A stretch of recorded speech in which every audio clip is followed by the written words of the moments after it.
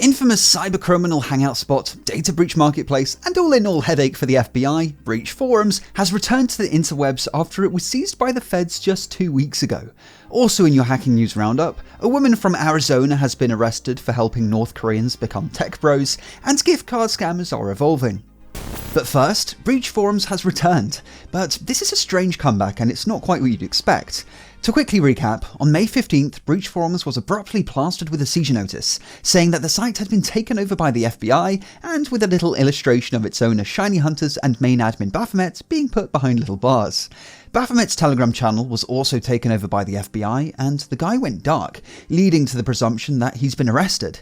However, for some reason the FBI didn't announce the takedown with one of their usual braggadocious press releases. So whilst some people thought this was totally fake, it was completely real, as evidenced by a subdomain on the genuine ic3.gov website, encouraging former BreachForums users to rat each other out. Whilst admin Baphomet went MIA, the owner of BreachForums, Shiny Hunters, was still active, and just 24 hours after the seizure, the domain was somehow back in their control, now pointing to a Telegram channel where former users were regrouping. It was unclear exactly how they managed to wrangle the site back from the feds, with it kinda just being assumed that the FBI had only managed to seize the server but not the domain. But new revelations paint a very different and embarrassing picture for the FBI. These new insights come in the form of an email published by HackRead, which explains that the registrar did in fact hand the domain over to the feds, but then changed their mind? After this happened, the FBI sent this email to the registrar. It reads, "I'm a computer scientist within the FBI Cyber Division. On May 15th, 2024, the FBI had conducted an operation against the illicit forum and marketplace BreachForums. The FBI seized control of a few domains associated with BreachForums, including BreachForums.st and others that were hosted by NiceNick." NiceNick is the registrar here. It's a company registered in Hong Kong and therefore not under the direct jurisdiction of the United States. However, a few hours after the seizure of the domains, around May 15th at 9 PM PST, we noticed that the BreachForums.st domain was released from our custody and given back to the original threat actor. We also noticed that we were unable to log into our official FBI account at NiceNick, leading us to believe that the account was suspended. I was wanting to provide some additional context around the situation to hopefully overturn the account suspension in addition to returning the lawfully seized domains back to the FBI NiceNick account. Within your domain registration terms of service, you reference that the services will not be used to promote hacking, cracking, or other cybercrimes or activities, which is a common activity found within and associated with BreachForums. This whole conversation reminds me of my arguments with YouTube reps on the odd occasion they take down one of these videos, with me pleading with them and referencing how, as per the terms of service, these videos clearly don't break their guidelines, and I must admit it is a little amusing to watch the FBI reduced to doing the exact same thing. But anyway, the email continues. "If the domains cannot be returned to the FBI, we would kindly request that the name servers be changed to FBI-owned name servers or suspended via a client hold to prevent further harm in accordance to your terms of service." This is fascinating and might explain why the FBI has been a bit sheepish in coming forward with some kind of public statement before they managed to work this all out. It's also kind of amusing that the account Shiny Hunters has with the registrar is called Vincenzo Troyer. The real Vincenzo Troyer, better known as Vinny Troyer, is a prominent security researcher who isn't on the best of terms with BreachForums. It is quite common for cybercriminals to misuse the names of security researchers who are out to get them, but that story is a rabbit hole in of itself, which I'll link my previous video on up here. So it seems, for now at least, the FBI has had a bit of a setback. However, there's no clue as to what prompted the registrar to return the domain, and I should stress that neither the feds nor NiceNick have commented on this email, and it isn't unheard of for cybercriminals just to make stuff up for trolling purposes. However, the email does plausibly explain the situation, so make of it what you will.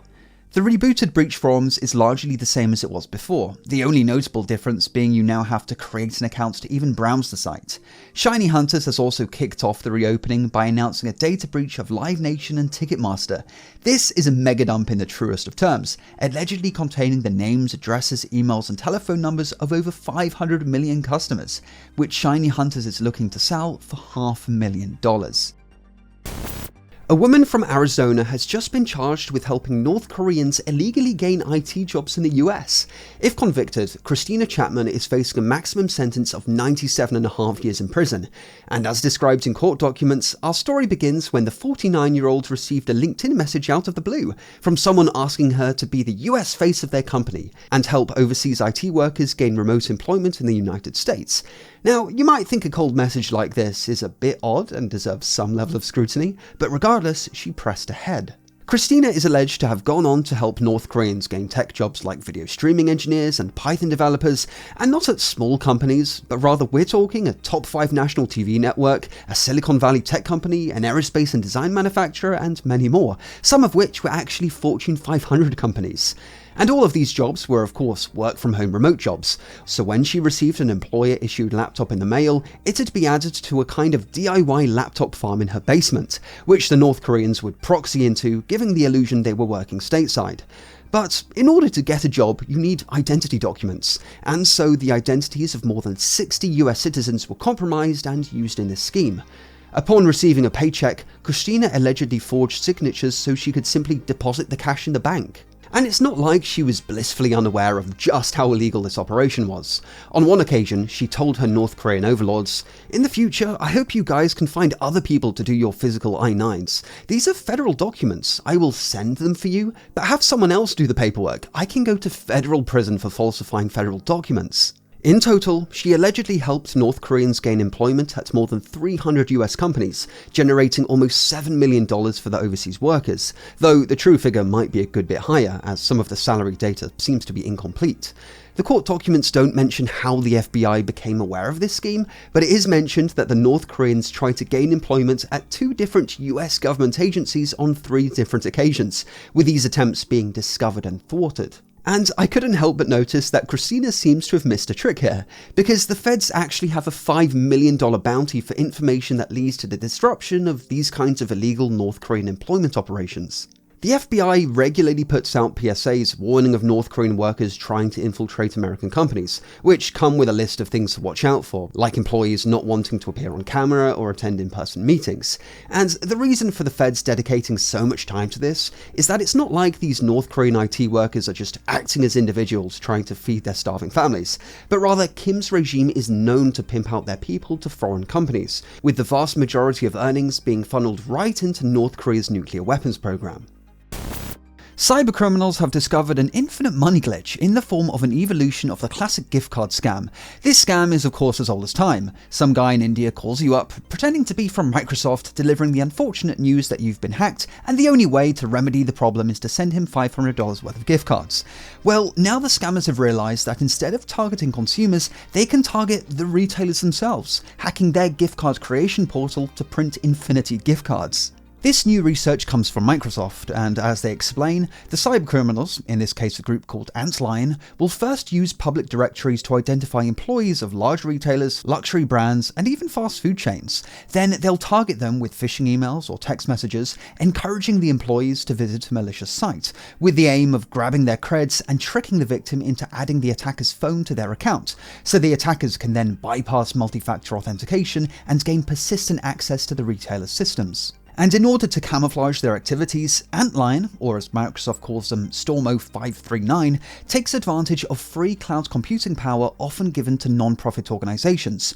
To do this, they'll register a typo-squatted domain, imitating a legitimate non-profit, then apply for free cloud computing credits, even using genuine legal documents downloaded from the legitimate non-profit's website. Once they have a foothold in a retailer's systems, the attackers move laterally through the network, trying to identify the gift card business process. And this is of course not a noob-friendly process, requiring infinitely more skill than your typical gift card scam. In fact, Microsoft says that Stormo 539's reconnaissance and ability to leverage cloud environments are similar to what they observe from nation-state-sponsored threat actors. After compromising the gift card issuing portal, our hackers will create very high value gift cards, and I mean very high value. The threat actors will identify the upper limit set by the retailer and then generate cards just slightly below that. Now, a $99,000 gift card might sound a bit too daring and obvious, but this group is printing them and they seem to be largely getting away with it. Besides, they typically don't use the cards themselves, but rather sell them on dark web marketplaces for likely between 10 to 30% of the card's face value, so the higher the card's value, the more money they make. As is typical with these kinds of research papers, Microsoft hasn't said which company was affected, if it's just one or a whole array of retailers. That being said, this does seem to be a big enough problem to have caught the eye of the FBI, who've put out a private industry notification, which is basically a PSA but for companies, warning them of the threats that Antlion poses and encouraging them to, well, keep an eye on their gift card logs. As always, thanks for watching and I'll see you in the next video. Have a good one.